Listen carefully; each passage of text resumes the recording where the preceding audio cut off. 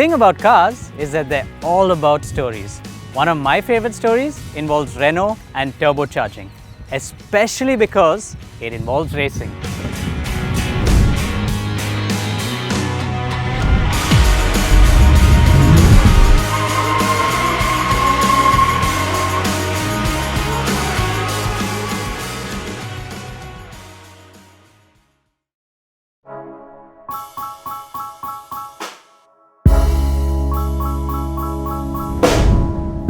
Very few know that Renault was instrumental in the invention of the turbo.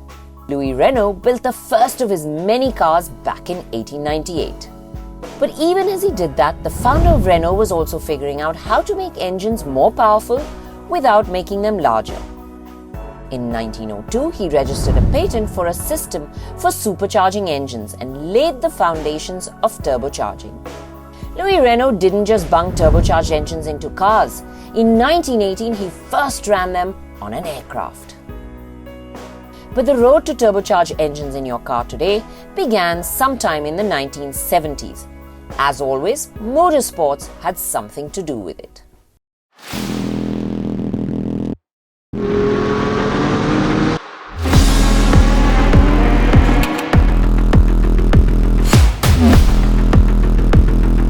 After their early experimentation with turbochargers, Renault gave it a go again in the early 1970s, and their first big break came in 1972 when the turbocharger was tested on the A110 1600S Berlinette at the Citroën de Cévennes Rally. With a throttle response time of 3.2 seconds, the car was deliriously quick, but it was impossible to drive. Still, Jean-Luc Terrier brought home a victory, and there was no looking back. After that first success, the turbocharged engine was well on its way. But success is not easy, and the next one only came in 1978 with the A442 that won the Le Mans with a top speed of 370 km per hour. Renault's next stop, Formula One.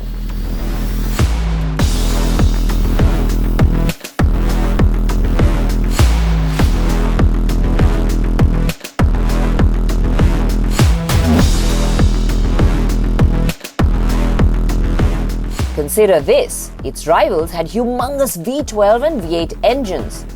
Renault's RS01 in comparison was powered by a 1.5-litre turbocharged V6.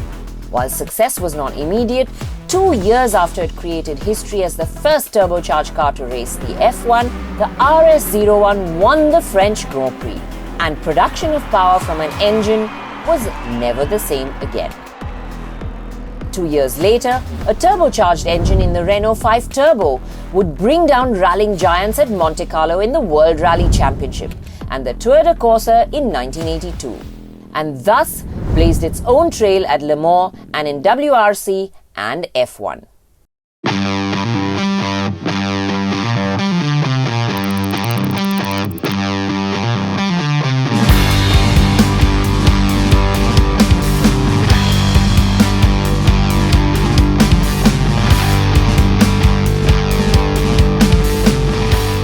Fast forward to 2021, Alpine F1, which is taking Renault's illustrious F1 legacy forward, is powered by E-Tech 20B 1.6 V6T, and turbocharging is an integral part of that success story.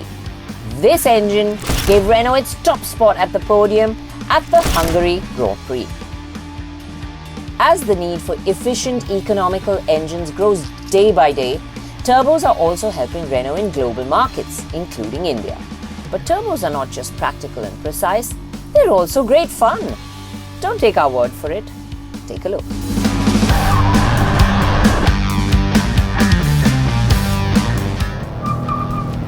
Not bad. It's really hard to believe that this is a 1-litre engine.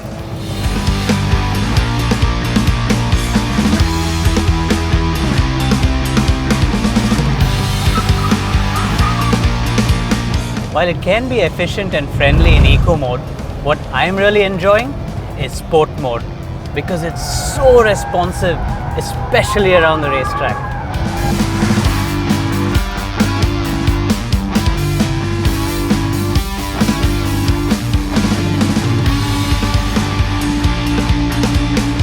know this is a 1 liter engine, but it's crazy that I'm getting so much wheel spin coming out of a corner. When the turbo kicks in, you feel the power going down to the wheels and it just wants to move forward.